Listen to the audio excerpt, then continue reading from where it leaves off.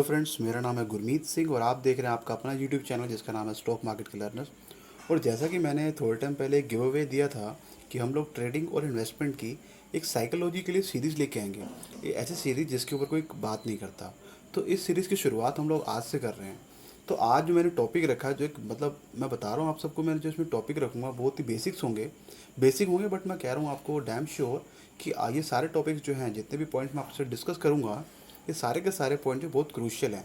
अगर आप इन सब पॉइंट्स का रियल लाइफ में जब आप ट्रेडिंग करते हैं, जब आप इन्वेस्टमेंट करते हैं, इनका ध्यान रखेंगे, तो मैं आपको अश्योरिटी देता हूँ कि आप एटलीस्ट उनकी तरह ऐसे न्यूबीज़, ऐसे न्यू ट्रेडर्स या इन्वेस्टर्स जो कि मार्केट में नए नए आते हैं और लॉस करते हैं, आप एटलीस्ट उनसे तो बेटर परफॉर्म करेंगे। और बाकी मार्केट तो आपको सिखाएगा ही सिखाएगा, क्योंकि मैं भी मार्केट का एक स्टूडेंट हूँ और एक लर्नर हूँ जो कि मार्केट से रोज़ सीख रहा हूँ। और जो भी चीज़ें मैं आप लोगों को यहाँ शेयर करूँगा, उसमें मेरा खुद का एक्सपीरियंस है, मैं उसके अपने एक्सपीरियंस के बेसिस पे यहाँ पे शेयर करूँगा। और साथ में जो ऐसे ट्रेडर्स जो कि इंडिया के जो बेस्ट ट्रेडर्स हैं, जो बाकी जो ऐसे ट्रेडर्स हैं जो कि अच्छे खासे वॉल्यूम में, अच्छे खासे क्वांटिटी में डील करते हैं, जो कि जिनको स्टॉक मार्केट में एक अच्छा खासा समय हो चुका है, अच्छा खासा इन द सेंस कि जो कि काफ़ी डेकेड से हैं, कुछ सालों से हैं। इवन मतलब मुझे तो जस्ट 5.5-6 साल ही हुए, लगभग 6 साल के आसपास। लेकिन वो जो बाकी लोग जो हैं, मतलब मुझसे भी ज़्यादा, मतलब मुझसे डबल ट्रिपल एक्सपीरियंस है। मतलब कुछ तो ऐसे भी जितनी मेरी एज नहीं उससे पहले से स्टॉक मार्केट में। तो उन सब के बेसिस पे बताऊँगा आपको मैं। तो आज का मेन टॉपिक है वो हमारा है ट्रेडर वर्सेस इन्वेस्टर। मतलब क्या, फर्स्ट थिंग देखिए, आप अगर स्टॉक मार्केट में आते हैं तो पहली फिलो जो आपको साइकोलॉजिकली ध्यान रखना क्या, अगर आप मार्केट में आते हैं तो आपको डिसाइड करना है कि आप हैं कौन मार्केट के अंदर। आप मार्केट के अंदर हैं कौन? क्या आप मार्केट में एज ए ट्रेडर आए हैं या आप मार्केट में एज ए इन्वेस्टर आए हैं?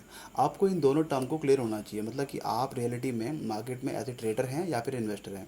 अगर सिंपल नॉर्मल लेमन लैंग्वेज में बोलूँ तो एक इन्वेस्टर वो ऐसा व्यक्ति होता है जो कि स्टॉक मार्केट में आता है, एक पर्टिकुलर एक लंबे टाइम, एक लॉन्ग टाइम होराइजन के लिए मार्केट में आके इन्वेस्ट करता है। जिसका पर्पस ये नहीं होता कि मुझे कुछ टाइम में, कुछ महीनों में निकल जाना।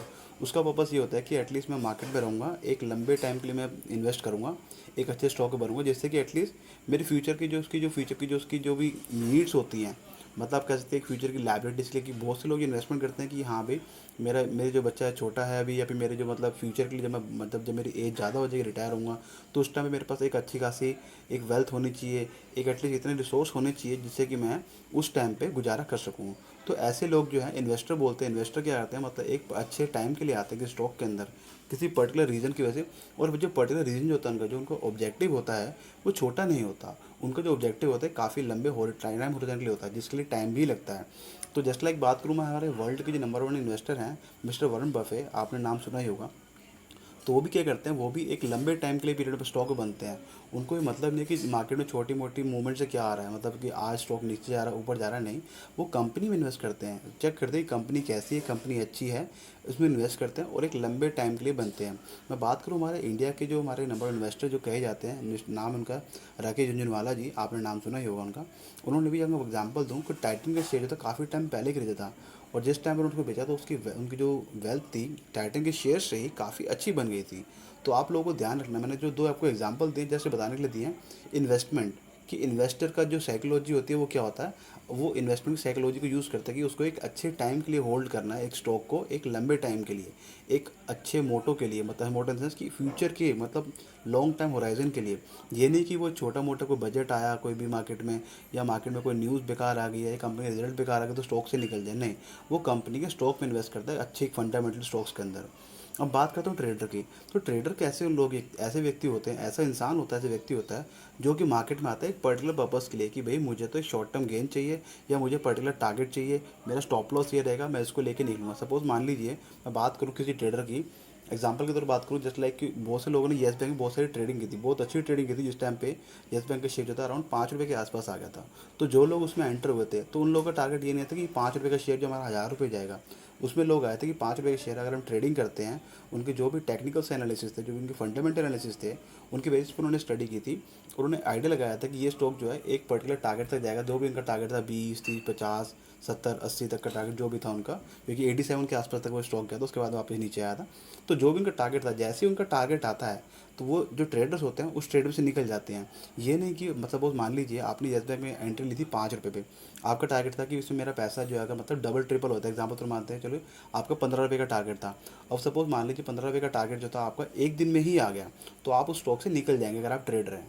अगर आप ट्रेडर तो आप क्या करेंगे, आपका टारगेट फिक्स है, आप टारगेट वो क्या करता है, जो ट्रेडर होता है वो मार्केट में कभी भी एक लंबे होरिजेंटल के लिए रुकता है, वो एक पर्टिकुलर ऑब्जेक्टिव के लिए रुकता है, एक टारगेट के लिए रुकता है। ध्यान रखिए, ट्रेडर मतलब टारगेट, ट्रेडर अगर मार्केट में आया तो एक टारगेट के लिए आया, उसको टारगेट जैसे ही मिलेगा, भले वो छोटे टाइम मिले या बड़े टाइम मिले, क्योंकि बहुत से ट्रेडर ऐसे भी होते हैं जो कि एक छोटी रेंज के लिए आते हैं, शॉर्ट टर्म ट्रेड के लिए आते हैं, कि मतलब कुछ महीने इन्वेस्ट करेंगे या 1-2 महीने इन्वेस्ट करेंगे उसमें, या किसी पर्टिकुलर स्टॉक के अंदर, किसी पर्टिकुलर फ्यूचर ऑप्शन के अंदर हफ्ते 2 दिन के लिए ट्रेड करेंगे।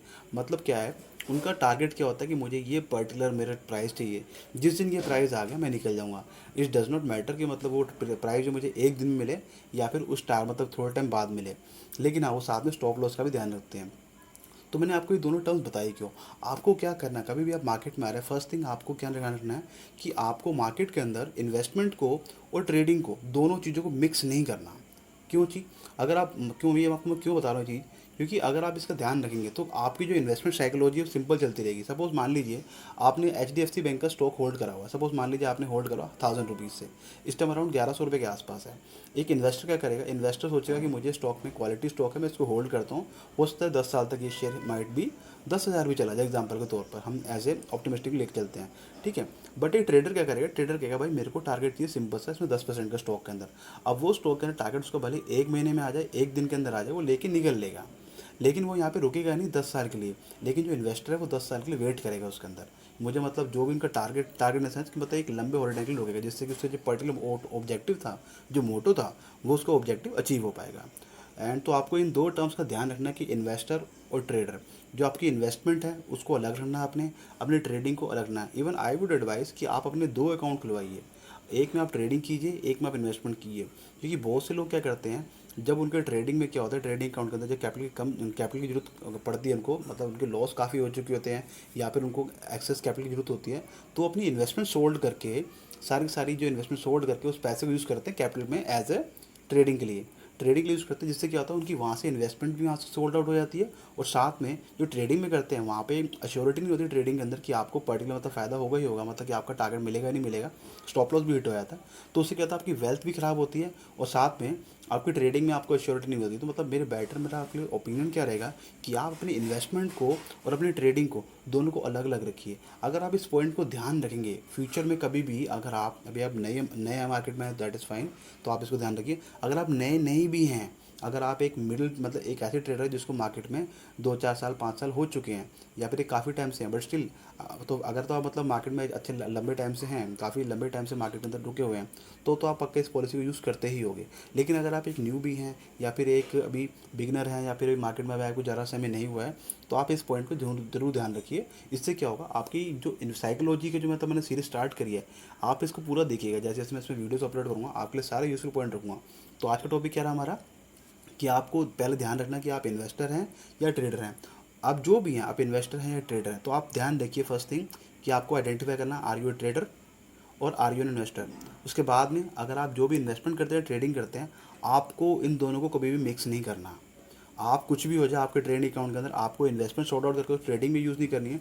ट्रेडिंग को आप सॉर्ट आउट करके इन्वेस्टमेंट यूज़ करते हैं, लेकिन तब जब आपको मोटो खत्म हो कि मुझे ट्रेडिंग नहीं करनी है, मुझे इन्वेस्टमेंट ही करनी है। तो सिंपल सी बात है, आपको नेक्स्ट फ्यूचर में ध्यान रखना है आपको कि मुझे ट्रेडिंग को और इन्वेस्टमेंट को भी मिक्स नहीं करना है। आई होप आपको पूरी वीडियो पसंद आई होगी। एंड अगर आपको वीडियो अच्छी लगी है तो आप लोगों के साथ शेयर कर सकते हैं, और अगर आपने इस चैनल को सब्सक्राइब नहीं किया अभी तक, प्लीज़ चैनल को सब्सक्राइब कर लीजिए, ज़्यादा से ज़्यादा लोगों तक शेयर कीजिए, क्योंकि नॉलेज बांटने से बढ़ती है। तो आई होप आपको वीडियो पसंद आई होगी। And at last, thanks for watching.